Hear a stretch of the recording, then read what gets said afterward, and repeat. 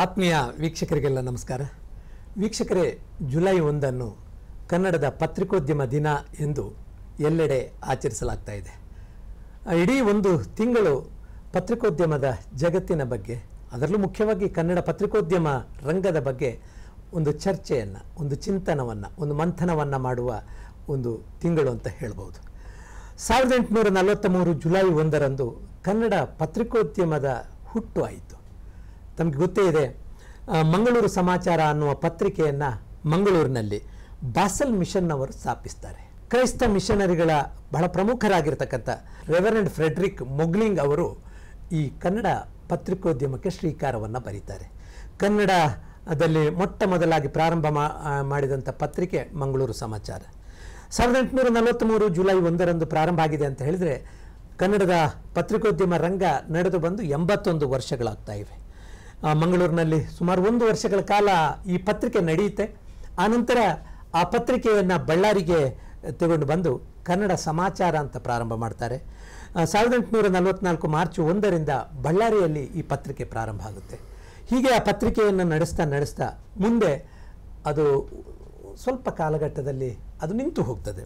ಈ ಸುದೀರ್ಘವಾಗಿರತಕ್ಕಂಥ ಇತಿಹಾಸ 81 ವರ್ಷಗಳು ಸಂದುವು ಕನ್ನಡ ಪತ್ರಿಕೋದ್ಯಮಕ್ಕೆ ಅಂತ ಹೇಳಿದಾಗ, ಈ ಪತ್ರಿಕೋದ್ಯಮ 81 ವರ್ಷಗಳಲ್ಲಿ ಅಂದು ಹೇಗಿತ್ತು, ಇಂದು ಹೇಗಿದೆ, ಮುಂದೆ ಹೇಗೆ ಇರಬೇಕು ಅನ್ನೋದರ ಬಗ್ಗೆ ಒಂದು ಚಿಂತನವನ್ನು, ಒಂದು ಮಂಥನವನ್ನು ಮಾಡೋದಕ್ಕಾಗಿ ಈ ಚರ್ಚೆಯಲ್ಲಿ ನಾವಿಲ್ಲಿ ಕೂತಿದ್ದೇವೆ.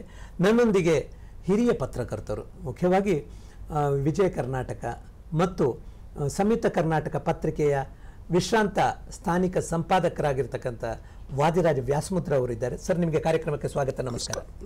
ಹಾಗೆ ನಮ್ಮೊಂದಿಗೆ ಅಕ್ರೆಡಿಷನ್ ಕಮಿಟಿಯ ಸದಸ್ಯರಾಗಿ ಬಹಳ ವರ್ಷಗಳಲ್ಲಿ ಕೆಲಸ ಮಾಡಿರ್ತಕ್ಕಂಥ ಮತ್ತು ಸಂಧ್ಯಾಕಾಲ ಸಂಜೆ ಪತ್ರಿಕೆಯ ಸಂಪಾದಕರಾಗಿರ್ತಕ್ಕಂಥ ಡಿ ಶಿವಲಿಂಗಪ್ಪ ದೊಡ್ಡಮನಿಯವರು ಕೂಡ ಇದ್ದಾರೆ. ಸರ್, ನಿಮಗೂ ಕೂಡ ಕಾರ್ಯಕ್ರಮಕ್ಕೆ ಸ್ವಾಗತ ಮತ್ತು ನಮಸ್ಕಾರ. ನೀವೆಲ್ಲ ಹಿರಿಯ ಪತ್ರಕರ್ತರಾಗಿ ಕೆಲಸ ಮಾಡಿದವರು, ನಾಡಿನ ದೊಡ್ಡ ದೊಡ್ಡ ಪತ್ರಿಕೆಗಳಲ್ಲಿ ಕೆಲಸ ಮಾಡಿದವರು, ಬಹಳ ಅನುಭವಿಗಳು. 1843 ಇದು 2024 ಸುದೀರ್ಘವಾದಂಥ ಒಂದು ನಡಿಗೆ ಇದೆ ಪತ್ರಿಕೋದ್ಯಮ ರಂಗಕ್ಕೆ. ಭಾಳಷ್ಟು ಬೆಳವಣಿಗೆಯನ್ನು ಕಂಡಿದೆ. ತಾಂತ್ರಿಕವಾಗಿ ಅಥವಾ ಬೇರೆ ಬೇರೆ ಆಯಾಮಗಳಲ್ಲಿ ಪತ್ರಿಕೋದ್ಯಮ ರಂಗ ಬೆಳೆದಿದೆ. ಸರ್, ನಿಮಗೆ ಏನು ಅನಿಸ್ತದೆ ಈ ಕಾಲಘಟ್ಟದಲ್ಲಿ ನಿಂತು ನೋಡಿದಾಗ ಪತ್ರಿಕೋದ್ಯಮ ರಂಗವನ್ನು? ವಾದಿರಾಜ್ ಅವರು, ಮೊದಲು ನಾನು ಈ ಒಂದು ಮಹತ್ವಪೂರ್ಣ ಚರ್ಚೆಯನ್ನು ಏರ್ಪಡಿಸಲಿಕ್ಕೆ ಅವಕಾಶ ಮಾಡಿಕೊಟ್ಟಂಥ ದೂರದರ್ಶನ ಕೇಂದ್ರಕ್ಕೆ ನನ್ನ ಕೃತಜ್ಞತೆಗಳನ್ನು ಸಲ್ಲಿಸ್ತೇನೆ. ನಾನು ಸುಮಾರು ಈಗ 40 ವರ್ಷ ಮೇಲ್ಪಟ್ಟು ಈ ಮಾಧ್ಯಮ ಕ್ಷೇತ್ರದಲ್ಲಿ, ಪತ್ರಿಕಾ ಮಾಧ್ಯಮ ಕ್ಷೇತ್ರದಲ್ಲಿ ಕೆಲಸ ಮಾಡ್ಕೋತಾ ಬಂದಿದ್ದೀನಿ. ಬಟ್ ಈ 40 ವರ್ಷಗಳಲ್ಲಿ ನಾನು ಕಂಡಂತೆ ಪತ್ರಿಕಾ ಕ್ಷೇತ್ರ ವಿಭಿನ್ನ ರೀತಿಯಲ್ಲಿ ಬದಲಾವಣೆ ಆಗ್ತಾನೆ ಬಂದಿದೆ. ಟೆಕ್ನಿಕಲ್ ಆಗಿ ಹೇಳಬೇಕು ಅಂತಂದರೆ, ಮೊದಲು ಈ ಸಣ್ಣ ಸೈಜ್ ಪತ್ರಿಕೆಗಳು ಬರ್ತಾ ಇತ್ತು. ಅದಕ್ಕಾಗಿ ಒಂದು ಟ್ರೆಡಲ್ ಮಷಿನ್ ಅಂತ ಹೇಳಿ ಟ್ಯಾಬ್ಲಾಯ್ಡ್ ಬರ್ತಾ ಇತ್ತು. ಟ್ರೆಡಲ್ ಮಷಿನ್ ಅಂತ ಯೂಸ್ ಮಾಡ್ತಾ ಇದ್ರು. ಆಮೇಲೆ ಫಸ್ಟ್ ಆ ಪತ್ರಿಕೆಯನ್ನು ಸಿದ್ಧಪಡಿಸುವಾಗ ಈಗ ಸಾಕಷ್ಟು ಬದಲಾವಣೆ ನಾವು ಈಗ ಸದ್ಯ ಕಾಣ್ತಾ ಇದ್ದೀವಿ. ಬಟ್ ಹಿಂದಿನದನ್ನು ಕೂಡ ನಾವು ಸ್ಮರಣೆ ಮಾಡ್ಕೋಬೇಕಾಗ್ತದೆ. ಆ ಟ್ರೆಡಲ್ ಮಷಿನ್ ಸಿಸ್ಟಮ್ ಇದ್ದಾಗ ಕಂಪೋಸಿಂಗ್ ಅಂತ ಹೇಳಿ ಮಾಡ್ತಿದ್ದೀವಿ. ಅಂದರೆ ಈ ಮಳೆಗಳಲ್ಲೇ ಅಕ್ಷರಗಳನ್ನು ಗುರುತಿಸಿ ಅವುಗಳನ್ನು ಜೋಡಿಸುವಂಥ ಕೆಲಸ ಮೊದಲು ನಡೀತಾ ಇತ್ತು. ನಾನು 1982 ಈ ಕ್ಷೇತ್ರಕ್ಕೆ ಅಚಾನಕ್ಕಾಗಿ ಕಾಲಿಟ್ಟಾಗ ನನಗೆ ಫಸ್ಟ್ ನಾನು ತಿಳ್ಕೊಂಡದ್ದೇ ಆ ಕಂಪೋಸಿಂಗ್ ಮಾಡುವಂಥ ಸಿಸ್ಟಮ್. ಆ ಮಳೆಗಳನ್ನು ಹೇಗೆ ಜೋಡಿಸ್ಬೇಕು ಮತ್ತು ಯಾವ ರೀತಿ ಕರೆಕ್ಟಾಗಿರಬೇಕು. ಆಮೇಲೆ ಅದು ಮರುದಿವಸ ಪತ್ರಿಕೆಯಲ್ಲಿ ಪ್ರಿಂಟ್ ಆದಮೇಲೆ ಯಾವುದೇ ತಪ್ಪುಗಳಾಗಬಾರ್ದು. ಜನ ಆಗ ಪತ್ರಿಕೆಗಳನ್ನೇ ನೆಚ್ಕೊಂಡಿರುವಂಥ ಸಾಕಷ್ಟು ಜನ ಇದ್ದರು. ಪತ್ರಿಕೆಯಲ್ಲಿ ಬಂದದ್ದು ಸುದ್ದಿನೇ ನಿಜವಾದ ಸುದ್ದಿ ಅನ್ನುವಂಥ ಮಾತುಗಳನ್ನು ಹೇಳ್ತಾ ಇದ್ರು. ಸೊ ಅಂಥ ಸಂದರ್ಭದಲ್ಲಿ ಯಾವುದೇ ರೀತಿಯ ತಪ್ಪುಗಳಾಗಬಾರ್ದು ಮತ್ತು ಅರ್ಥಪೂರ್ಣವಾಗಿರಬೇಕು ಮತ್ತು ವ್ಯಾಕರಣಬದ್ಧವಾಗಿರಬೇಕು. ಮೇನ್ ಅಂದರೆ ವ್ಯಾಕರಣಬದ್ಧವಾಗಿರಬೇಕು ಅನ್ನೋ ರೀತಿಯಲ್ಲಿ ಆ ಮಳೆಗಳನ್ನು ಜೋಡಿಸ್ತಿದ್ದೀವಿ. ಅದಾದಮೇಲೆ ಅದನ್ನು ಪ್ರೂಫ್ ಅಂತ ತೆಗೆದುಕೊಟ್ಟು ಮತ್ತೊಂದು ಸಲ ಅದೆಲ್ಲನೂ ನೋಡೋಬಿಟ್ಟು ಎಲ್ಲೇ ಮಿಸ್ಟೇಕ್ಸ್ ಏನಾದರೂ ಇದ್ದರೆ ಅವುಗಳನ್ನ ಮತ್ತೆ ಸರಿಯಾಗಿ ನಾವು ಕೂಡ ಜೋಡಣೆ ಮಾಡಿ ಪತ್ರಿಕೆಯನ್ನು ಮುದ್ರಣಕ್ಕೆ ಕಳಿಸ್ಕೊಡ್ತಾ ಇದ್ದೀವಿ. ಸೊ ಟ್ರೆಡಲ್ ಮಷಿನ್ ಆದಮೇಲೆ ಮುಂದೆ ಗೌರ್ಮೆಂಟ್ ಪಾಲಿಸಿ ಕೂಡ ಈ ಪತ್ರಿಕೆಗಳ ಬೆಳವಣಿಗೆ ಹಿನ್ನೆಲೆಯಲ್ಲಿ ಬದಲಾವಣೆ ಆಗ್ತಾನೆ ಬಂತು. ಯಾವುದೇ ಒಂದು ಪತ್ರಿಕೆ ನೀವು ಜಾಹೀರಾತು ಬೇಕು ಅಂತ ಏನಾದರೂ ಮಾಡಿದರೆ ಅದು 8 ಕಾಲಮ್ ಇರಬೇಕು. 4 ಕಾಲಮು 5 ಕಾಲಮ್ ಇದ್ದರೆ ಅದೆಲ್ಲ ನಡೆಯಲ್ಲ, ಅದನ್ನು ಪತ್ರಿಕೆ ಅಂತ ಅನ್ಲಿಕ್ಕೆ ಆಗಲ್ಲ. 8 ಕಾಲಮ್ ಇರಬೇಕು ಅಂತ. ಆ 8 ಕಾಲಮ್ ಇರಬೇಕು ಅಂದರೆ ಆಗ 8 ಕಾಲಮ್ಮು ಪತ್ರಿಕೆಯನ್ನು ಪ್ರಿಂಟ್ ಮಾಡುವಂಥ ಮಷಿನ್ಸ್ ಇರಲಿಲ್ಲ. ಮುಂದೆ ಅದರ ಮುಂದುವರೆದ ಭಾಗವಾಗಿ ಅಂದರೆ ಟ್ರೆಡಲ್ ಮಷಿನ್ ಮುಂದುವರೆದ ಭಾಗವಾಗಿ ಮುಂದೆ ಸಿಲಿಂಡರ್ ಮಷಿನ್ ಅಂತ ಬಂತು. ಆ ಸಿಲಿಂಡರ್ ಮಷಿನ್ನಲ್ಲಿ 8 ಕಾಲಮ್ ಪತ್ರಿಕೆಯನ್ನು ನಾವು ಪ್ರಿಂಟ್ ಮಾಡಲಿಕ್ಕೆ ಸಾಧ್ಯ ಇತ್ತು. ಸೊ ಈ ರೀತಿ ಕ್ರಮೇಣ ಬದಲಾವಣೆಯನ್ನು ಕಾಣ್ತಾ ನನಗೆ ನೆನಪಿದ್ದ ಮಟ್ಟಿಗೆ 1998ರಲ್ಲಿ ಬಹುಶಃ ಈ ಕನ್ನಡ ಪತ್ರಿಕಾ ರಂಗಕ್ಕೆ ಕಂಪ್ಯೂಟರೀಕರಣ ಶುರು ಆಯಿತು. ಅಂದ್ರೆ ಅದು ಪ್ರಗತಿಯ ಹಂತಗಳನ್ನು ಬೆಳೀತಾ ಹೋಗಿ ಶಿವಲಿಂಗಪ್ಪ ಅವರೇ, ಈಗ ಪತ್ರಿಕೋದ್ಯಮ ರಂಗ ಆವತ್ತು ಹಾಗಿತ್ತು, ಇವತ್ತು ಬಹಳಷ್ಟು ಬದಲಾವಣೆಯನ್ನು ಕಾಣಲಿಕ್ಕೆ ಸಾಧ್ಯ ಆಗಿದೆ. ಒಂದು ರೀತಿಯಲ್ಲಿ ಇಡೀ ಎಲ್ಲದಕ್ಕೂ ಪತ್ರಿಕೆ ಅಥವಾ ಮಾಧ್ಯಮನೇ ಉತ್ತರ ಕೊಡುವಂಥ ಕಾಲಘಟ್ಟಕ್ಕೆ ಬಂದು ನಾವು ನಿಂತಿದ್ದೇವೆ. ಈ ನಡಿಗೆಯಲ್ಲಿ ನಾವು ತುಂಬ ಯಶಸ್ಸನ್ನು ಕಾಣಲಿಕ್ಕೆ ಸಾಧ್ಯ ಆಗಿದೆ. ಯಾಕೆಂದರೆ 1923ಕ್ಕೆ ಶಿವರಾಮ್ ಕಾರಂತರು ಒಂದು ಪತ್ರಿಕೆಯನ್ನು ಪ್ರಾರಂಭ ಮಾಡ್ತಾರೆ, ವಸಂತ ಅನ್ನುವ ಪತ್ರಿಕೆ. ಆವಾಗ ಅವರು ಒಂದು ಮಾತನ್ನು ಹೇಳ್ತಾರೆ, ನನ್ನ ಪತ್ರಿಕೆ ಯಾವುದಕ್ಕಾಗಿ ಅಂತ ಹೇಳಿದ್ರೆ ದೇಶ ಸೇವೆ, ಈಶ ಸೇವೆ ಮತ್ತು ಭಾಷಾ ಸೇವೆಗಾಗಿ ಅಂತ. ಆದರೆ ಈಗಿನ ಪತ್ರಿಕೆಗಳು ಆ ಹಿನ್ನೆಲೆಯಲ್ಲಿ ನೋಡಿದಾಗ ಅದೇ ಒಂದು ಮಾನದಂಡವನ್ನು, ಅದೇ ಪ್ರಜಾಪ್ರಭುತ್ವದ ಮೌಲ್ಯಗಳನ್ನು ಕಾಪಾಡಿಕೊಳ್ತಾ ಪತ್ರಿಕೆ ಮುಂದುವರೆದಿದೆ ಅಂತ ತಮಗೆ ಅನಿಸ್ತದೆ. ಯಾಕಂದರೆ ನೀವು ಇನ್ನೂ ಕೂಡ ವೃತ್ತಿನಿರತ ಪತ್ರಿಕೋದ್ಯಮದಲ್ಲಿ ಇದ್ದೀರಿ. ನಾನು ದೂರದರ್ಶನಕ್ಕೆ ಭಾರಿ ಸಲ್ಲಿಸ್ತೇನೆ ನನ್ನನ್ನು ಈ ಡಿಬೇಟಿಗೆ ಕರೆದದ್ದಕ್ಕೆ ಸಲುವಾಗಿ. ಅದರ ಜೊತೆಗೇನೆ ತಾವು ಕೇಳಿದ ಪ್ರಶ್ನೆಗೆ ಉತ್ತರ ಹೇಳಬೇಕಂದ್ರೆ ಸ್ವತಂತ್ರ ಪೂರ್ವದಲ್ಲಿ ಏನಿತ್ತಲ್ಲ ಆ energy, stability and moment, spirit ಈ ಸ್ವಲ್ಪ ಈಗಿನ ಪತ್ರಿಕೋದ್ಯಮದಲ್ಲಿ ಕಡಿಮೆ ಅಂತ ಅನಿಸ್ತಾ ಇದೆ. ಯಾಕೆಂದರೆ ಅವತ್ತು ಸ್ವಾತಂತ್ರ್ಯ ಪೂರ್ವದಲ್ಲಿ ಒಂದು ಗುರಿ ಇತ್ತು, ನಮಗೆ ಸ್ವಾತಂತ್ರ್ಯ ರಾಷ್ಟ್ರಕ್ಕೆ ಬರಲೇಬೇಕು ಅನ್ನುವ ನೆಲೆಯಲ್ಲಿ ಗಾಂಧೀಜಿಯವರು, ಅಂಬೇಡ್ಕರ್ ಅವರು ಪ್ರಮುಖರು ಪತ್ರಿಕೆಯನ್ನು ಪ್ರಾರಂಭ ಮಾಡಿದ ಆ ಕಾರಣಕ್ಕಾಗಿ ಅಲ್ಲ. ಹೌದು, ಪತ್ರಿಕೆ 100% ಅವ್ರು ಮಾಡತಕ್ಕಂಥದ್ದು ಗುರಿ ಒಂದೇ ಇತ್ತು, ಸ್ವತಂತ್ರ ಪಡಿಬೇಕನ್ನೋದು.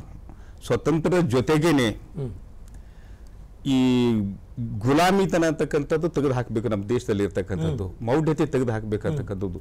ನಿಜವಾದಂಥ ರಸ್ತೆಗಳನ್ನು ಮಾಧ್ಯಮದ ಮೂಲಕ ತೋರಿಸ್ಕೊಡ್ಬೇಕು, ಪ್ರಿಂಟ್ ಮೀಡಿಯಾದ ಮೇಲೆ ತೋರಿಸ್ಕೊಡ್ಬೇಕಂತಕ್ಕಂಥದ್ದು ಗುರಿ ಹೊಂಟಿರು. ಹಾಗಾಗಿನೇ ಡಾಕ್ಟರ್ ಬಾಬಾ ಸಾಹೇಬ್ ಅಂಬೇಡ್ಕರ್, ಮಹಾತ್ಮ ಗಾಂಧಿ ಅವರೆಲ್ಲ ಹರಿಜನ್ ಪತ್ರಿಕೆ ತೆಗೆದಲ್ಲ, ಮೂಕ ನಾಯಕ ಪತ್ರಿಕೆ ತೆಗೆದರಲ್ಲ. ಇವೆಲ್ಲ ಏನು ಈ ಪತ್ರಿಕೆಗಳ ಮೂಲಕ ಜನರಲ್ಲಿ ಒಂದು ವಿಚಾರಧಾರೆ ಚೇಂಜಸ್ ಮಾಡಬೇಕಂತಕ್ಕಂಥದ್ದು. ಭಾರತದಲ್ಲಿ ಒಂದು ಯುನೈಟೆಡ್ ಇಂಡಿಯಾ, ಐಕ್ಯ ಭಾರತ ಮಾಡಬೇಕು, ಭಾರತ ದೇಶದಲ್ಲಿ ಐಕ್ಯತೆಯಾಗಿರಬೇಕು ಅಂತಕ್ಕಂಥದ್ದು ಒಂದು ಮೇನ್ ಗುರಿ ಅವ್ರ ಹತ್ರ ಇತ್ತು. ಬ್ರಿಟಿಷರು ನಮ್ಮ ಗುಲಾಮಗಿರಿ ಪದ್ಧತಿ, ಬ್ರಿಟಿಷ್ಗಿಂತ ಮೊದಲಾಡ್ತಕ್ಕಂಥ ಪದ್ಧತಿಯಲ್ಲಿ ಗುಲಾಮಗಿರಿ ಪದ್ಧತಿ ಇತ್ತು. ಆ ಗುಲಾಮಗಿರಿಯಿಂದ ಮನುಷ್ಯನ ವಿಕಾಸ ಕಡಿಮೆಯಾಗಿ ಡೌನ್ಫಾಲಿಗೆ ನಾವು ಬರ್ತಾ ಇದ್ದೆವು. ಅಂಥದ್ದೆಲ್ಲ ನಿರ್ಮೂಲನೆ ಮಾಡಬೇಕು, ಜನಜಾಗೃತಿ ಆಗ್ಬೇಕಂತಕ್ಕಂಥದ್ದು ಉದ್ದೇಶ ಪೋಸ್ಟ್ ಇಂಡಿಪೆಂಡೆಂಟ್ ಪೀರಿಯಡ್ನಾಗಾಯಿತು. ಅದು ಆದದ್ದು ಬಹಳ ಒಳ್ಳೆಯದು ಬೆಳವಣಿಗೆ ಆಯಿತು. ಮುಂದೆ ಏನಾಯಿತು, ನಮ್ಮ ಭಾರತ ದೇಶದ ಡೆಮಾಕ್ರಟಿಕ್ ಸೆಟಪ್ ಹೆಂಗೆ ಆಗ್ಬೇಕಂತಕ್ಕಂಥದ್ರ ಬಗ್ಗೆ ನಮ್ಮ ಭಾರತದ ಶ್ರೇಷ್ಠ ಪತ್ರಕರ್ತರೆಲ್ಲ ಅದ್ರ ಬಗ್ಗೆ ಒಂದೊಂದು ಪ್ರೇಂಬಲ್ ಕೊಡ್ಕೊಟ್ಟು ಹೋದ್ರೆ ದೇಶದ ನಮ್ಮ ರಾಜಕಾರಣಿಗೆ ಒಂದೊಂದು ರೀತಿಯಲ್ಲಿ ಅದು ಇದೆ. ಅದೇ ಏನು ಹೇಳ್ತೀರಿ ನೀವು ಅಂದ್ರೆ ಭಾರತ ದೇಶ ರಾಜಕಾರಣಿಗಳಿಗೆ ಅವರಿಗೆ ಮಾರ್ಗದರ್ಶಕನಾಗಿ ಪತ್ರಿಕೆಗಳು ಕೆಲಸ ಮಾಡ್ತಾ ಇದ್ವು ಭಾರತ ದೇಶದಲ್ಲಿ. ಅಂಥ ಪತ್ರಿಕೋದ್ಯಮದಿಂದ ಭಾರತದ ನಮ್ಮದು ಡೆಮಾಕ್ರಸಿ ಸೆಟಪ್ ಭಾಳ ಪವರ್ಫುಲ್ ಆಗಿ ಬೆಳೆಯಲಿಕ್ಕೆ ಅನುಕೂಲ ಆಯ್ತದು. ಅಲ್ಲಿಂದ ಬರ್ತಾ ಏನಾಗ್ತಾ ಇದೆ, ಇದು ನಮ್ಮದು ಗ್ಲೋಬಲೈಸೇಷನ್, ಲಿಬರಲೈಸೇಷನ್ ಏನು ಬಂತಲ್ಲ, ನಮ್ಮ ಮಾಧ್ಯಮದ ಸ್ವರೂಪನೂ ಸ್ವಲ್ಪ ಚೇಂಜ್ ಆಯಿತು. That is had become the earning motto. ಮೊದಲು ಅರ್ನಿಂಗ್ ಮೋಟೋ ಇದ್ದಿದ್ದಿಲ್ಲ, ದುಡ್ಡು ಗಳಿಸಬೇಕು, ಉದ್ಯಮದ ಸ್ವರೂಪ ಪತ್ರಿಕೆ, ಉದ್ಯಮ ಸ್ವರೂಪ ಪತ್ರಿಕೆ ಬಂತು. ಮೊದಲು ಉದ್ಯಮ ಸ್ವರೂಪ ಇದ್ದಿದ್ದಿಲ್ಲ, ಅದಕ್ಕೆ ನಮ್ಮಲ್ಲಿ ಸೇವಾ ಮನೋಭಾವನೆ ಪತ್ರಿಕೋದ್ಯಮದಲ್ಲಿತ್ತು. ಆ ಸೇವಾ ಮನೋಭಾವನೆ ಹೋಗಿ ಉದ್ಯಮ ಸ್ವರೂಪ ಬಂತು. ಯಾವಾಗ ಉದ್ಯಮ ಸ್ವರೂಪ ಬಂತು ಅಂದಿನಿಂದ ನಾವು ಪತ್ರಿಕೆಯಲ್ಲಿ ನೋಡ್ತಕ್ಕಂಥದ್ದು ಸುದ್ದಿಗಳು, ಚಿತ್ರಣ, ಬರವಣಿಗೆ ಅದು ಚೇಂಜ್ ಆಯಿತು. ಅದ್ರ ಕಾಲಕ್ಕೆ ತಕ್ಕಂತೆ ನಮ್ಮ ಭಾರತ ಸರ್ಕಾರನ ಒಂದು ಅಮೆಂಡ್ಮೆಂಟ್ ಮಾಡ್ತು. ಪೇಡ್ ಮೀಡಿಯಾ, ಪೇಡ್ ನ್ಯೂಸ್ ಅಂತಕ್ಕಂಥದ್ದು ಬರಬಾರ್ದು ಅಂತ ಸುಪ್ರೀಂ ಕೋರ್ಟ್ ಹೇಳ್ತು. ಅದಕ್ಕೊಂದು ಪೇಡ್ ಮೀಡಿಯಾ ಬಂತಂದ್ರೆ, ಪೇಡ್ ನ್ಯೂಸ್ ಬಂತಂದ್ರೆ ಅದು ನಮ್ಮ ದೇಶಕ್ಕೆ ಗಂಡಾಂತರ ಅಂತಕ್ಕಂಥದ್ದು ಎಚ್ಚರಿಕೆನೂ ನಮ್ಮ ಸುಪ್ರೀಂ ಕೋರ್ಟ್ ಕೊಡ್ತು. ಅಪಾಯ ಕೂಡ ಅಂತ ಕೊಟ್ಟ ಸಂದರ್ಭದಲ್ಲಿ ನಮ್ಮದು ಏನಂತೀವಿ ನಾವು ಚಾಪಿದೊಳಗೆ ಹೋಗ್ತಿದ್ದೇವೆ ಅಂತ ಶಬ್ದ ಯೂಸ್ ಮಾಡ್ತೇವೆ. ಅಂಥದ್ದು ನಮ್ಮ ದೇಶದಲ್ಲಿ ನಡೀತಾ ಇದ್ದದ್ದು ಇದು ನಮ್ಮದು ಒಂಥರದ ದುರಂತ ನಮ್ಮ ದೇಶಕ್ಕೆ ಅಂತಕ್ಕಂಥದ್ದು ನನಗೆ. ವಾದಿರಾಜ್ ಅವರೇ, ಈಗ ನೀವು ದೊಡ್ಡ ಪತ್ರಿಕೆಯಲ್ಲಿ ಕೆಲಸ ಮಾಡಿದವರು, ಈ ತಂತ್ರಜ್ಞಾನದ ಬೆಳವಣಿಗೆಯನ್ನು ನಾವು ಹೇಗೆ ಸ್ವೀಕಾರ ಮಾಡಲಿಕ್ಕೆ ಸಾಧ್ಯ ಆಯಿತು? ಸಾಧ್ಯತೆಗಳನ್ನು ಹೇಗೆ ನಾವು ಅದರಲ್ಲಿ ಕಂಡುಕೊಳ್ಳಲಾಯಿತು? ಇವತ್ತೇನಾಗಿದೆ ಅಂತಂದರೆ ಕೇವಲ ಪತ್ರಿಕಾ ಕ್ಷೇತ್ರ ಒಂದೇ ಅಲ್ಲ, ಪ್ರತಿಯೊಂದು ಕ್ಷೇತ್ರದಲ್ಲೇನೂ ಕೂಡ ತಂತ್ರಜ್ಞಾನ ಅನ್ನೋದು ಬಹಳ ಅವಶ್ಯಕ ಅನ್ನೋ ರೀತಿಯಲ್ಲೇ ಆಗಿಬಿಟ್ಟಿದೆ. ಅಥವಾ ಅದು ಅವಶ್ಯಕತೆಯೂ ಇರ್ಬೋದು, ನಾವು ಸಂಪೂರ್ಣವಾಗಿ ಅದಕ್ಕೆ ಅಡಕ್ಟ್ ಕೂಡ ಆಗಿದ್ದೀವಿ. ಸೊ ಹೀಗಾಗಿ ಪತ್ರಿಕಾ ಕ್ಷೇತ್ರಕ್ಕೆ ಈಗ 1998 ನಂತರ ಈ ತಂತ್ರಜ್ಞಾನ ಅನ್ನೋದು ಈ ಕ್ಷೇತ್ರದಲ್ಲಿ ಸಾಕಷ್ಟು ಬದಲಾವಣೆಗಳನ್ನು ತಂತು. ಇಲ್ಲಿ ಯಾವ ರೀತಿ ಇದು ಆಯಿತು ಅಂತಂದರೆ, ಈಗ ಸುದ್ದಿ ವಿಷಯ ಅಂತ ಬಂದಾಗ ಈಗ ನಾವು first edition, second edition, third edition ಅಂತ ಈ ಥರ ಮಾಡುವಾಗ ರಾತ್ರಿ 10 ಗಂಟೆ, 10:30, 11 ಗಂಟೆಗೂ ನಾವು ಸುದ್ದಿ ಕೊಡ್ತೀವಿ ಅನ್ನುವಂಥ ಮಾತನ್ನು ನಾವು ಹೇಳ್ತಾ ಇರ್ತೀವಿ. ಸೊ ಅಷ್ಟರವರೆಗೂ ನಾವು ಸುದ್ದಿ ಕೊಡ್ತೀವಿ ಅನ್ನೋದಕ್ಕೆ ಕಾರಣ ಈ ತಂತ್ರಜ್ಞಾನ. ಅಂದರೆ ಈಗ ಮೊದಲು ಏನು ಮಳೆ ಜೋಡಿಸುವಾಗ ಒಂದು ತಾಸಿನ ಕೆಲಸ ಈಗ ಕೇವಲ 5 ನಿಮಿಷದಲ್ಲಿ ಅಥವಾ ಮ್ಯಾಕ್ಸಿಮಮ್ ಒಂದು 10 ನಿಮಿಷದಲ್ಲೇ ಮುಗಿದು ಹೋಗ್ತಿರ್ತದೆ. ಹೀಗಾಗಿ ಈ ತಂತ್ರಜ್ಞಾನನ ಬಳಸ್ಕೊಂಡು ನಾವು ಹೆಚ್ಚು ಸುದ್ದಿಗಳನ್ನು ಕೊಡಲಿಕ್ಕೆ ಸಾಧ್ಯ ಆಗಿದೆ, ಜನರಿಗೆ ಸುದ್ದಿಗಳನ್ನು ಕೊಡಲಿಕ್ಕೆ. ನಂತರ ಜನರು ಕೂಡ ನಾವು ಈಗ ಇಷ್ಟೊತ್ತಿಗೂ ಇದು ಸುದ್ದಿ ಕೊಟ್ಟರು ಕೂಡ ಮರುದಿವಸ ಪತ್ರಿಕೆಯಲ್ಲಿ ಅದು ಪ್ರಕಟ ಆಗ್ತದೆ ಅನ್ನುವಂಥ ವಿಶ್ವಾಸನ ಕೂಡ ಮೂಡಿದೆ. ಈ ವಿಶ್ವಾಸ ಮೂಡಲಿಕ್ಕೆ ಕಾರಣನೇ ಈ ತಂತ್ರಜ್ಞಾನ. ಸೊ ಪ್ರತಿ ಹಂತದಲ್ಲಿ ಯಾವ ರೀತಿ ಇದೆಯೋ ಪತ್ರಿಕಾ ಕ್ಷೇತ್ರಕ್ಕೂ ಈಗಿನ ಸಂದರ್ಭದಲ್ಲಿ ಕೇವಲ ಕಂಪ್ಯೂಟರ್ಗಳನ್ನು ಮಾಡೋದು ಅಷ್ಟೇ ಅಲ್ಲ. ನೀವು ನೋಡಿದರೆ ಈಗ ಮೊಬೈಲ್ಗಳು ಬಂದಿದ್ದಾವೆ ಅಥವಾ ಬೇರೆ ಬೇರೆ ಮಾಧ್ಯಮಗಳು ಬಂದಿದ್ದಾವೆ. ಅಲ್ಲಿ ಬರುವಂಥ ಸುದ್ದಿಗಳನ್ನು ಅದನ್ನು ನಾವು ಎಷ್ಟರ ಮಟ್ಟಿಗೆ ಸ್ವೀಕಾರ ಮಾಡಬೇಕು, ಎಷ್ಟರ ಮಟ್ಟಿಗೆ ಅದನ್ನು ಪತ್ರಿಕೆಯಲ್ಲಿ ಕೊಡಬೇಕು, ಆಮೇಲೆ ಅದನ್ನು ಯಾವ ರೀತಿ ಬಳಸ್ಕೋಬೇಕು, ಕ್ರಾಸ್ ವೆರಿಫಿಕೇಷನ್ ಯಾವ ರೀತಿ ಮಾಡಬೇಕು ಅನ್ನುವಂಥದ್ದನ್ನು ಕೂಡ ನೋಡಿಕೊಂಡು ಪತ್ರಿಕೆಯಲ್ಲಿ ಕೆಲಸ ಮಾಡ್ತಾ ಇರುವಂಥವ್ರು ಅವೆಲ್ಲ ಅಂಶಗಳನ್ನು ಗಮನದಲ್ಲಿಟ್ಟುಕೊಳ್ಳಕ್ಕೆ ಕೂಡ ಈ ತಂತ್ರಜ್ಞಾನ ಬಳಸ್ಕೊಳ್ತಾ ಇದ್ದಾರೆ. ಶಿವಲಿಂಗಪ್ಪ ಅವರೇ, ವಾದಿರಾಜ್ ಅವರು ಒಂದು ಮಾತನ್ನು ಹೇಳಿದರು, ಪತ್ರಿಕಾ ರಂಗಕ್ಕೆ ದೊಡ್ಡ ಸವಾಲು ಕೂಡ ಹೌದು, ಅದು ಸಾಧ್ಯತೆ ಒಂದು ಉತ್ತಮ ಅವಕಾಶನೂ ಕೂಡ ಹೌದು ಅಂತ ಹೇಳಿದರು. ಈ ನವಮಾಧ್ಯಮಗಳು ಮತ್ತು ಬೇರೆ ಬೇರೆ ತಂತ್ರಜ್ಞಾನದ ಬೆಳವಣಿಗೆಗಳು, ಈ ನವಮಾಧ್ಯಮಗಳು ನಮಗೆ ಎಷ್ಟು ದೊಡ್ಡ ಸವಾಲನ್ನು ಒಡ್ತಾ ಇದೆ ಅಂತ ನಿಮಗೆ ಅನಿಸ್ತಾ ಇದೆ? ನವಮಾಧ್ಯಮಗಳು ಸವಾಲು ಇದ್ದದ್ದು ಓಕೆ ಸರ್, ಕರೆಕ್ಟ್ ಅದು ಒಪ್ತೀನಿ. ಬಟ್ ಆ ನವಮಾಧ್ಯಮಗಳಿಂದ ಕಿಂತ ನಾವು ಪ್ರಿಂಟ್ ಮೀಡಿಯಾದಾಗ ಏನಲ್ಲ ಇರ್ತಕ್ಕಂಥ ಸತ್ಯ ಏನದಲ್ಲ ಅದು ಹೊರಗೆ ಹಚ್ಚಲಿಕ್ಕಾಗಲ್ಲ. ಅದು it is one of the best quality oriented and trusted news, return and recorded for in future also. ಈಗ ಯಾವುದೇ ನೀವು ಕೋರ್ಟಿಗೆ ಸಬ್ಮಿಟ್ ಮಾಡಿದ್ರೆ ವಿಡಿಯೋ ಕ್ಲಿಪ್ಪಿಂಗ್ ಮಾಡಲ್ಲ, ಟಿವಿ ವಿಡಿಯೋ ಕ್ಲಿಪ್ಪಿಂಗ್ ಸಬ್ಮಿಟ್ ಮಾಡಲ್ಲ. ಪ್ರಿಂಟಿಂಗ್ದಾಗ ಏನಿದ್ದು ಅದು ಸಬ್ಮಿಟ್ ಮಾಡ್ತಾ ಇದ್ದಾರೆ. ಇನ್ ಫ್ಯೂಚರ್ದಲ್ಲಿ ಏನೇನು ಚೇಂಜಸ್ ಆಗ್ತದೆ ಗೊತ್ತಿಲ್ಲ. ಬಟ್ ಪ್ರಿಂಟ್ ಮೀಡಿಯಾ ಅದರಿಂದ ನಾವು 3 ಕಲಿಬಹುದು. ಒಂದು ಅಕ್ಷರ ಜ್ಞಾನ, ಶಬ್ದಗಳ ರಚನೆಯಲ್ಲಿ ಪವರ್ಫುಲ್ ಜ್ಞಾನ ಬರ್ತಕ್ಕಂಥದ್ದು. ಎರಡನೇದು ಏನದ, ಶಬ್ದಗಳ ರಚನೆ ಏನದಲ್ಲ ಅಲ್ಲಿ ನಮ್ಮ ಮಿಸ್ಟೇಕ್ ಆಗಲ್ಲ. ಬರಹ, writing and memory power increasing 3 ನಮ್ದು ಅದ್ರೊಳಗೆ ಸಾಧ್ಯತೆ ನಾವು ಜ್ಞಾನಕ್ಕೆ ಪಡಲಿಕ್ಕೆ ಸಾಧ್ಯತೆ ಇದೆ. Versus in electronic media and social media memory power ಹೆಚ್ಚು ಇಂಪ್ಯಾಕ್ಟ್ ಬೀರಲ್ಲ ಇವು.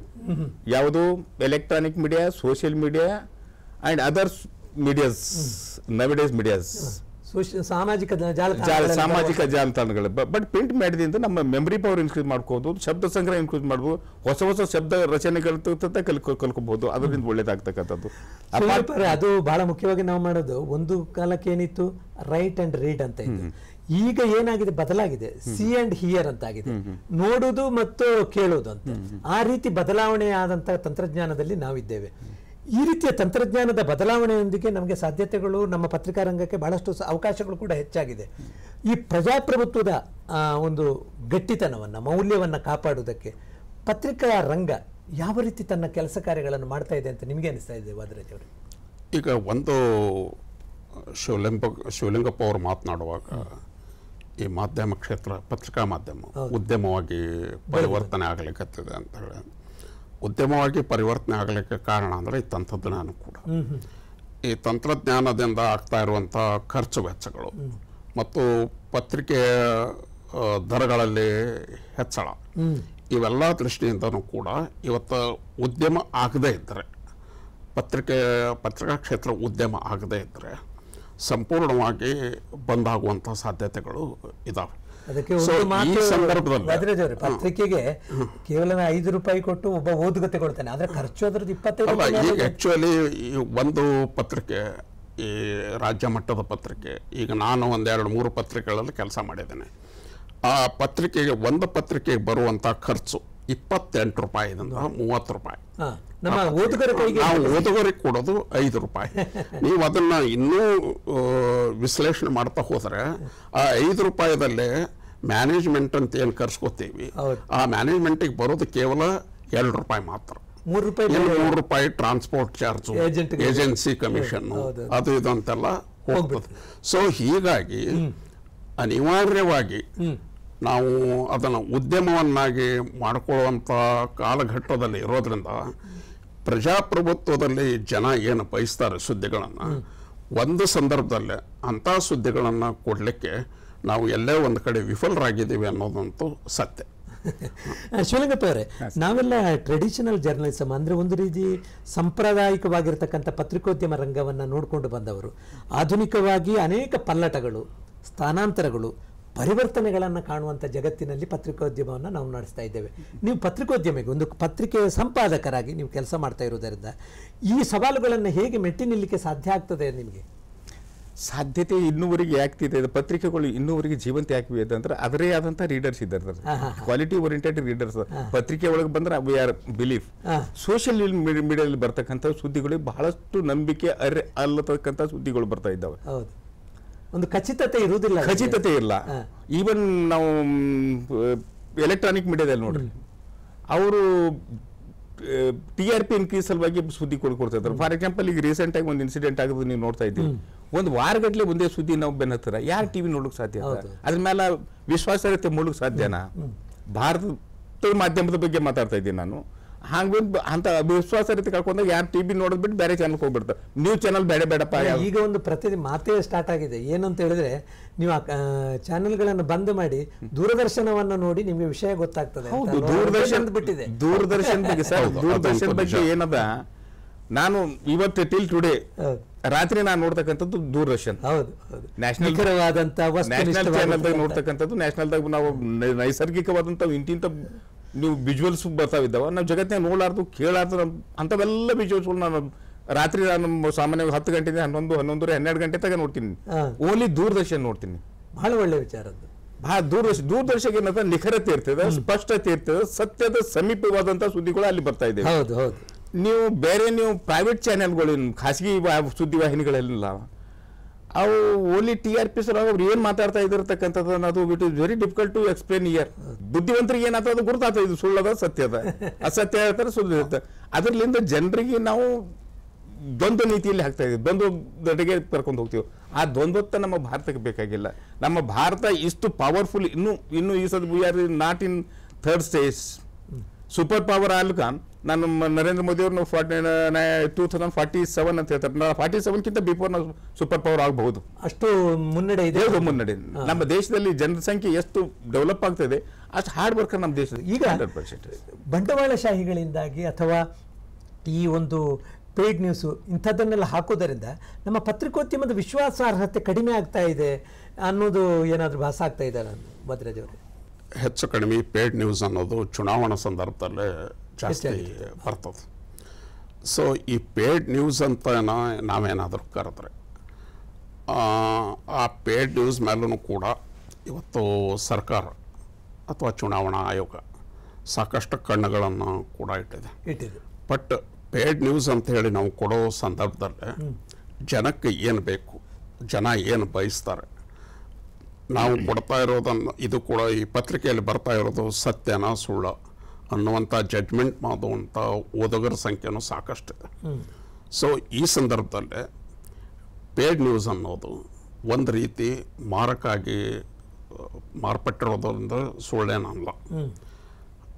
ಆದರೆ ಆ ಪೇಯ್ಡ್ ನ್ಯೂಸನ್ನು ಯಾವ ರೀತಿ ಸಂಪೂರ್ಣವಾಗಿ ತೊಡೆದು ಹಾಕಬೇಕು ಅನ್ನೋದನ್ನು ಈಗ ಬಂಡವಾಳಶಾಹಿಗಳೇ ಅದನ್ನೆಲ್ಲ ಮಾಡ್ತಾರೆ ಅದಂತನೂ ಹೇಳೋಕ್ಕಾಗೋದಲ್ಲ. ಬಟ್ ಯಾವ ರೀತಿ ಅದನ್ನು ತೊಡೆದು ಹಾಕಬೇಕು, ಆ ಥರದ್ದು ಯಾವುದೇ ಆ್ಯಕ್ಟಿವಿಟೀಸ್ ನಡೀಬಾರ್ದು ಅನ್ನುವಂಥದ್ದು ಏನಾದರೂ ಸರ್ಕಾರ ಬಯಸಿದರೆ ಅದರ ಮೇಲೂ ಕಂಟ್ರೋಲ್ ತರ್ಬೋದು. ಈಗ ಮಾಧ್ಯಮಗಳ ಮೇಲೆ ಸರ್ಕಾರ ಬೇಕಾದಷ್ಟು ಕಂಟ್ರೋಲ್ ತೊಗೊಂಡು ಬಂದಿದೆ. ಒಂದು ರೀತಿ ಅಲ್ಲ, ನಾನಾ ರೀತಿಯ ಕಂಟ್ರೋಲ್ಗಳನ್ನು ಅದು ತರ್ತಾ ಇದೆ. ನಾವು 4ನೇ ಅಂಗ ಅಂಥೇಳಿ ಕರೆಸ್ಕೊಳ್ತೀವಿ. ಬಟ್ 4ನೇ ಅಂಗಕ್ಕೆ ಇರಬೇಕಾದಂಥ ಸ್ವಾತಂತ್ರ್ಯ ಅಷ್ಟರ ಮಟ್ಟಿಗೆ ಇದೆ ಅಂಥೇಳಿ ನನಗೇನು ಕಾಣೋದಲ್ಲ. ಇತ್ತೀಚಿನ ದಿನಗಳಲ್ಲಿ ಕೇವಲ ಪತ್ರಕರ್ತ ಮಾತ್ರ ಪತ್ರಕರ್ತನಾಗಿ ಕೆಲಸ ಮಾಡೋದಿಲ್ಲ. ಒಬ್ಬ ಜನಸಾಮಾನ್ಯನು ಕೂಡ ಇವತ್ತು ಮೊಬೈಲ್ಗಳ ಮೂಲಕ ಸುದ್ದಿಯನ್ನು ಕೊಡೋದು, ಸುದ್ದಿಯನ್ನು ಬಿತ್ತರಿಸೋದು, ಸೋಷಿಯಲ್ ಮೀಡಿಯಾಗಳಲ್ಲಿ ಹಾಕೋದು, ಯೂಟ್ಯೂಬ್ಗಳನ್ನು ಕ್ರಿಯೇಟ್ ಮಾಡೋದು, ಆ ಮೂಲಕ ಸುದ್ದಿ ವಾಹಿನಿಗಳನ್ನು ಅಥವಾ ಸುದ್ದಿಯ ಒಂದು ವಿಶೇಷವಾದಂಥ ಭಾಗವನ್ನೇ ತೆರೆದು ಕೊಡುವಂಥ ಒಂದು ಪ್ರಯತ್ನ ಕೂಡ ಆಗ್ತಾ ಇದೆ. ಇದು ಕೂಡ ಪತ್ರಿಕಾ ರಂಗಕ್ಕೆ ದೊಡ್ಡ ಒಂದು ಸವಾಲು ಅಂತ ಅನಿಸೋದಿಲ್ವಾ ಶಿವಲಿಂಗಪ್ಪ ಅವರೇ? ಇಲ್ಲ ಸರ್, ಸವಾಲು ಅಂದಕ್ಕೆ ಪತ್ರಿಕೆ ಈ ಸದ್ಯ ಯಾರು ಮಾತ್ರ ಒಂದು ಹ್ಯಾಂಡ್ ಸೆಟ್ ಅದ, ಮೊಬೈಲ್ ಸೆಟ್ ಅದಲ್ಲ. Actually is A reporter, editor and the publisher. ಇವತ್ತಿನ ನೀವು ನೋಡ್ತಬಹುದು, ನಮ್ಮ ಭಾರತದಲ್ಲಿ ರೀಸೆಂಟಾಗಿ ನೀವು ಯೂಟ್ಯೂಬ್ನಲ್ಲಿ ಚಾನಲ್ನಲ್ಲಿ ಒಬ್ಬೊಬ್ಬರು more than 10 billion 20 billions viewers ಇದ್ದಾರೆ. ಹೌದು, ನಮ್ಮ ಭಾರತ ದೇಶದಲ್ಲಿ. ಹೌದು, ಒಬ್ಬ ಸಂಪಾದಕನಾಗಿ ನಾನು ಹೇಳ್ತೀನಿ, as A publisher and the editor and proprietor of the news paper, I am not earning what A YouTuber is earning per month. ಅಂದ್ರೆ ಅಷ್ಟು ಗಳಿಕೆ ಅದರಲ್ಲಿ ಇದೆ ಅಂತ. ವ್ಯೂವರ್ಶಿಪ್ ಒಂದು ಕೋಟಿಗಿಂತ 1.5 ಕೋಟಿ ಒಬ್ಬ ನಮ್ಮ ಭಾರತ ದೇಶನಾಗ ಒಬ್ಬ ಯೂಟ್ಯೂಬ್ ಚಾನಲ್ ವ್ಯೂವರ್ಸ್ ಇದ್ದಾರೆ. ಅವ more than 3 crores rupees per month earning ಮಾಡ್ತಾರೆ. ಈಗ ಒಂದು ಸುಲಭ ದಾರಿಯನ್ನು ಕೂಡ ಕಂಡುಕೊಂಡಿದ್ದಾರೆ. ಪತ್ರಿಕೆ ನಡೆಸುವವರು ಒಂದು ಸೋಷಿಯಲ್ ಮೀಡಿಯಾದ ಒಂದು ಚಾನಲ್ ಅನ್ನು ಕೂಡ ಇಟ್ಕೊಂಡಿರ್ತಾರೆ ಅಂತ. ಹೌದು, ಅದು ಸೋಷಿಯಲ್ ಮೀಡಿಯಾ ಬಂತಕ್ಕಂಥದ್ದು. ಎಸ್ಪೆಷಲಿ ಯೂಟ್ಯೂಬ್ ಬಂದ್ಮೇಲೆ ಈ ಒಬ್ಬ ನಾನು ನನ್ನಂಥ ಬಂಡವಾಳಶಾಹಿ ಏನು ಹಾಕಿ ಇನ್ವೆಸ್ಟ್ಮೆಂಟ್ ಮಾಡಿ, ನಾನು ನಿಮ್ಮ ಬ್ರೈನ್ ಏನು ಆಸ್ ಎ ರಿಪೋರ್ಟರ್ ನಂಬಲ್ಲಿ ಕೆಲಸ ಮಾಡ್ತಕ್ಕಂಥ ವ್ಯಕ್ತಿ, ನಾನು ಬ್ರೈನ್ ಹ್ಯಾಮ್ರಿಂಗ್ ಮಾಡ್ತಕ್ಕಂಥದ್ದು ಉದ್ದೇಗಿತ್ತು. ನೀನು ಹೀಗೆ ಬರೀಬೇಕು, ಹೀಗೆ ಬರಬೇಕು, ಹಾಗೆ ಬರಬೇಕು ಅಂತಕ್ಕಂಥ ನಂದಿ ಅಂತದ್ದು ಅವೆಲ್ಲ ಹೋಗ್ಬಿಟ್ಟು ಈಗಿನ ಕಾಲದಲ್ಲಿ, ಈಗಿನ ಪ್ರೆಸೆಂಟಲ್ಲಿ ಒಬ್ಬ ತಂದೆ ಆದಂಥ ಯೂಟ್ಯೂಬ್ ಚಾನಲ್ ಮಾಡ್ಕೋತಾನ. Twitter, Facebook, any kind of the form of the social media ಮಾಡ್ಕೊಂಡು ತನ್ನ ವ್ಯೂಸ್, ಅವನ ಅನಿಸಿಕೆಗಳನ್ನು, ಜನರ ಅನಿಸಿಕೆಗಳನ್ನು ಅವ ಹಂಚ್ಕೋತಾನೆ. ಈ ಸೇರಿಂಗ್ ದಟ್ ಒನ್. ಹೀಗಾಗಿ ಗ್ಲೋಬಲ್, ಈಗ ನೀವು ನೋಡ್ತಿರ್ಬೇಕು ಗ್ಲೋಬಲ್ದಾಗ ಹೆಂಗಾಗಿದೆ ಚೇಂಜಸ್ ಅಂತಕ್ಕಂಥದ್ದು ನೀವು ಕಲ್ಪನೆ ಸಹಿತ ಮಾಡ್ಲಿಕ್ಕಾಗಲ್ಲ. ನಾವು ಇಲ್ಲೇ ಕೂತು ಅದ್ಭುತ ಸ್ಯಾಟಲೈಟ್ದಾಗ ಏನೇನು ನಡೀತಾ ಇದೆ ನಾವು ಇಲ್ಲೇ ಕೂತು ನೋಡ್ಬೋದು ಯೂಟ್ಯೂಬ್ನಲ್ಲಿ. ಇಟ್ ಈಸ್ 3,000 rupees ಒಂದು ಹ್ಯಾಂಡ್ಸೆಟ್ಸ್, ಸಿಂಪಲ್ 3,000ದಾಗ ನಾನು ಜಗತ್ತನ್ನು ನೋಡ್ತೀನಿ, ಇಲ್ಲೇ ಇದ್ದ ನೋಡ್ತೀನಿ. ಈಗ ಶಿವಲಿಂಗಪ್ಪ ಅವರೇ, ಪತ್ರಿಕೆ ನಡೆಸುವವರಿಗೆ ಇನ್ನೊಂದು ದೊಡ್ಡ ಸವಾಲು ಏನಂತ ಹೇಳಿದ್ರೆ, ಒಂದು ಕ್ವಾಲಿಟಿ ಪತ್ರಕರ್ತರದ್ದು ಬಹಳಷ್ಟು ದೊಡ್ಡ ಕೊರತೆ. ಅಧ್ಯಯನಶೀಲತೆ ಅಥವಾ ಒಂದು ರೀತಿ ತಾಳ್ಮೆಯಿಂದ ಒಂದು ಪತ್ರಿಕೋದ್ಯಮ ರಂಗದಲ್ಲಿ ನಾನು ಮುನ್ನಡಿಬೇಕು, ಪತ್ರಿಕಾ ರಂಗದಲ್ಲೇ ನಾನು ದುಡಿಬೇಕು ಅನ್ನೋ ಆಸಕ್ತಿ ಕೂಡ ಇತ್ತೀಚಿನ ದಿನಗಳಲ್ಲಿ ಕಡಿಮೆ ಆಗ್ತಾ ಇರೋದನ್ನು ಕಾಣ್ತಾ ಇದ್ದೇವೆ. ದೊಡ್ಡ ಪತ್ರಿಕೆಯಲ್ಲಿ ಕೆಲಸ ಮಾಡಿದವರು ಒಂದೇನಿದೆ ಅಂತಂದ್ರೆ, ಈ ಸೋಷಿಯಲ್ ಮೀಡಿಯಾ ಬಂದ್ಮೇಲೆ ಅದು ಯೂಟ್ಯೂಬ್ ಇರ್ಬೋದು, ಎಲೆಕ್ಟ್ರಾನಿಕ್ ಮೀಡಿಯಾ ಇರ್ಬೋದು, ಈ ಹೊಸದಾಗಿ ಜರ್ನಲಿಸಮ್ ಮುಗಿಸ್ಕೊಂಡು ಫೀಲ್ಡಿಗೆ ಏನು ಬರ್ತಾರೆ ನೋಡ್ರಿ, ಅವರು ಈ ಪತ್ರಿಕಾ ಕ್ಷೇತ್ರಕ್ಕೆ ಬರೋದಕ್ಕಿಂತ ಹೆಚ್ಚಾಗಿ ಎಲೆಕ್ಟ್ರಾನಿಕ್ ಮೀಡಿಯಾ ಕಡೆನೇ ಜಾಸ್ತಿ ಅಟ್ರಾಕ್ಟ್ ಆಗ್ತಾ ಇದ್ದಾರೆ. ಪತ್ರಿಕಾ ಕ್ಷೇತ್ರಕ್ಕೆ ಬರ್ತಾ ಇರುವಂಥವ್ರ ಸಂಖ್ಯೆ ಕಡಿಮೆ. ಇಲ್ಲಿ ಎರಡನ್ನು ನಾನು ಹೇಳಬೇಕಾಗ್ತದೆ. ಈಗ ರಾಜ್ಯ ಮಟ್ಟದ ಪತ್ರಿಕೆ ಇರ್ಬೋದು ಅಥವಾ ಪ್ರಾದೇಶಿಕ ಮಟ್ಟದ ಪಕ್ಷ ಜರ್ನಲಿಸಮ್ ಮುಗಿಸಿದಂಥ ಸ್ಟೂಡೆಂಟ್ಸಲ್ಲೇ ಲೇಡೀಸ್ ಕೂಡ ಇರ್ತಾರೆ. ರಾಜ್ಯ ಮಟ್ಟದ ಪತ್ರಿಕೆಯವರು ತಮ್ಮ ಸ್ಥಳೀಯ ಬ್ಯೂರೋ ಕಚೇರಿಗಳಂತ ಏನು ಕರಿತೀವಿ, ಆ ಬ್ಯೂರೋ ಕಚೇರಿಗಳಲ್ಲೇ ಲೇಡೀಸಿಗೆ ಕೆಲಸ ಕೊಡೋದು ಬಹಳ ಕಷ್ಟ. ಈಗ ನೀವು ಲೇಡೀಸ್ ಯಾರಾದರೂ ಜರ್ನಲಿಸಮ್ ಮುಗಿಸ್ಕೊಂಡು ಬಂದರೆ ಅವ್ರು ಕಾರ್ಪೊರೇಟ್ ಸಿಟಿಗಳಲ್ಲೇ ಮಾತ್ರ ಕೆಲಸ ಮಾಡ್ಲಿಕ್ಕೆ ಸಾಧ್ಯ ಆಗ್ತದೆ ಹೊರತು ಇಲ್ಲಿ ಸ್ಥಳೀಯ ಮಟ್ಟದಲ್ಲಿ, ಯಾಕಂದರೆ ಇದು ಸಾಯಂಕಾಲ ಜಿಲ್ಲಾ ಮಟ್ಟಕ್ಕೆ ರಾತ್ರಿವರೆಗೂ ಕೆಲಸ ಇರೋದ್ರಿಂದ ಲೇಡೀಸನ್ನು ನಾವು ರಾತ್ರಿವರೆಗೂ ನಮ್ಮ ಕೆಲಸದಲ್ಲಿ ತೊಡಸ್ಕೋಬಾರದು ಅನ್ನುವಂಥ ಒಂದು ಭಾವನೆ ಇರ್ತದೆ. ಹೀಗಾಗಿ ಆದಷ್ಟು ಈ ಜರ್ನಲಿಸಮ್ ಮುಗಿಸಿದಂಥ ಸ್ಟೂಡೆಂಟ್ಸ್, ಅವರು ಲೇಡೀಸೇ ಇರ್ಬೋದು ಅಥವಾ ಜೆಂಟ್ಸೇ ಇರ್ಬೋದು, ಫಸ್ಟ್ ಅವ್ರ ಪ್ರಿಫರೆನ್ಸ್ ಕೊಡೋದು ಎಲೆಕ್ಟ್ರಾನಿಕ್ ಮೀಡಿಯಾಕ್ಕೆ. ಆಮೇಲೆ ಅವರು ಎಲ್ಲೋ ಅವಕಾಶ ಇದೆ, ನಮಗೆಲ್ಲೂ ಚಾನ್ಸ್ ಸಿಗ್ತಾ ಇಲ್ಲ ಅಂದಾಗ ಮಾತ್ರ ಅವರು ಪ್ರಿಂಟ್ ಮೀಡಿಯಾ ಕಡೆ ನೋಡ್ತಾರೆ.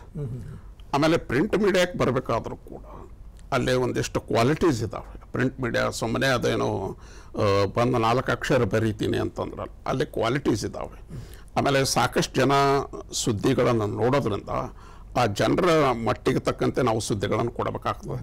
ಅಂಥ ಜರ್ನಲಿಸ್ಟ್ಗಳು ಈಗಿನ ಸಂದರ್ಭದಲ್ಲಿ, ಪ್ರೆಸೆಂಟ್ ಸಿಚುವೇಶನ್ದಲ್ಲಿ ಅಂಥ ಜರ್ನಲಿಸ್ಟ್ಗಳು ಈ ಪತ್ರಿಕಾ ಕ್ಷೇತ್ರಕ್ಕೆ ಸಿಗೋದು ಕೂಡ ಕಷ್ಟ ಆಗ್ತಾ ಇದೆ. ಒಂದು ದೇಶದ, ಒಂದು ಸಮಾಜದ ಅಭಿವೃದ್ಧಿ ಆ ಪತ್ರಿಕೆ ನಡೆಸಲಿಕ್ಕೆ ಸಾಧ್ಯ ಇದೆ.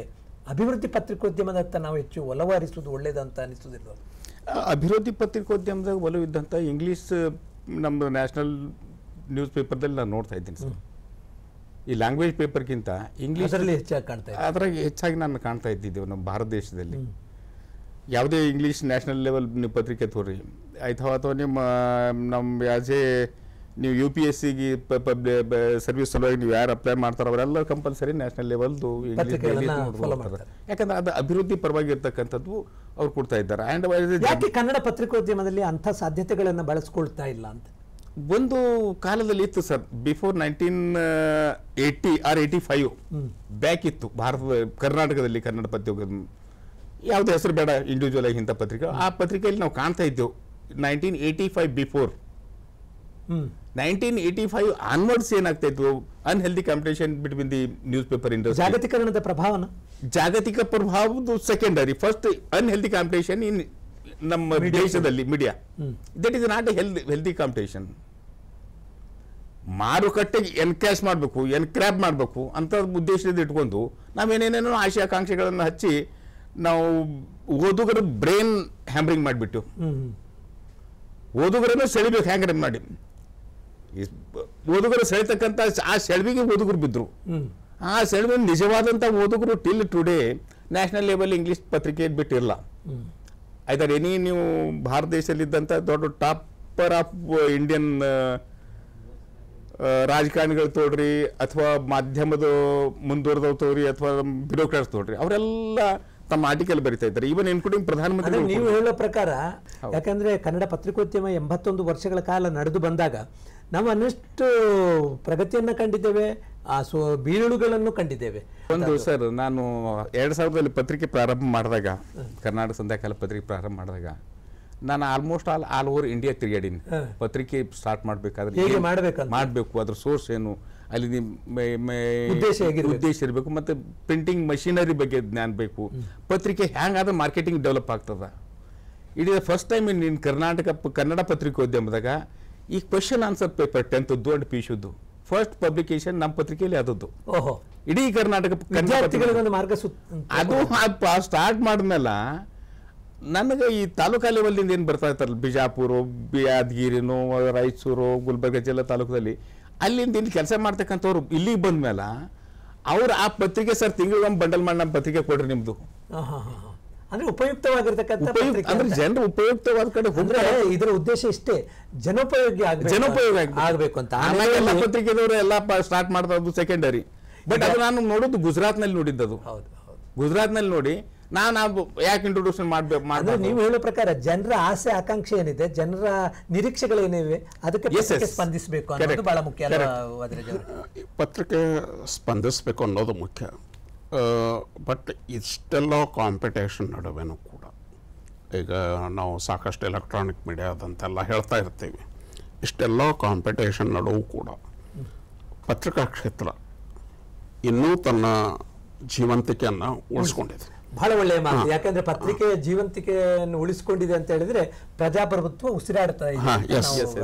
ಇಂಥ ಸಂದರ್ಭದಲ್ಲಿ ಈ ಪತ್ರಿಕೋದ್ಯಮ ಒಂದು ಪತ್ರಿಕಾ ರಂಗದಲ್ಲಿ ಕೆಲಸ ಮಾಡುವವರಿಗೆ ಈ ಜುಲೈ ತಿಂಗಳು ಅಂತ ಹೇಳಿದರೆ ಒಂದು ಹಬ್ಬದ ತಿಂಗಳು ಅಂತ ಇದ್ದಂಗೆ. ಯಾಕಂದರೆ ಪತ್ರಿಕೋದ್ಯಮ ಪ್ರಾರಂಭವಾದಂಥ ಈ ತಿಂಗಳಿನಲ್ಲಿ ಒಂದು ಚಿಂತನ ಮಂಥನ ಮಾಡಿ ಕಟ್ಟಿ ಬೆಳೆಸುವಂಥ ಒಂದು ಪ್ರಯತ್ನಕ್ಕೂ ಕೂಡ ಹೆಜ್ಜೆ ಇಡಲು ಇದೊಂದು ಸಕಾಲ. ಇಂಥ ಸಂದರ್ಭದಲ್ಲಿ ಈ ಒಂದು ಪತ್ರಿಕಾ ದಿನಾಚರಣೆಯ ಆಚರಿಸ್ತಿರುವಂಥ ಸಂದರ್ಭದಲ್ಲಿ ಪತ್ರಿಕೆಗಳು ಎದುರಿಸ್ತಿರುವಂಥ ಸವಾಲುಗಳ ಬಗ್ಗೆ ತಮ್ಮದೇ ಅಂಥ ವಿಚಾರಗಳನ್ನು ಹಂಚಿಕೊಂಡಿದ್ದರು ವಾದಿರಾಜ್ ವ್ಯಾಸಮುದ್ರ ಹಾಗೂ ಶಿವಲಿಂಗಪ್ಪ ದೊಡ್ಡಮನೆಯವರೇ. ನಿಮಗೆ ನಮ್ಮ ವೀಕ್ಷಕರ ಪರವಾಗಿ ಹೃತ್ಪೂರ್ವಕ ವಂದನೆಗಳು. ನಮಸ್ಕಾರ. ಇದು ಇಂದಿನ ಸಂಚಿಕೆ. ಮತ್ತೆ ಮುಂದಿನ ಸಂಚಿಕೆಯೊಂದಿಗೆ ನಿಮ್ಮ ಭೇಟಿ. ಎಲ್ಲರಿಗೂ ನಮಸ್ಕಾರ.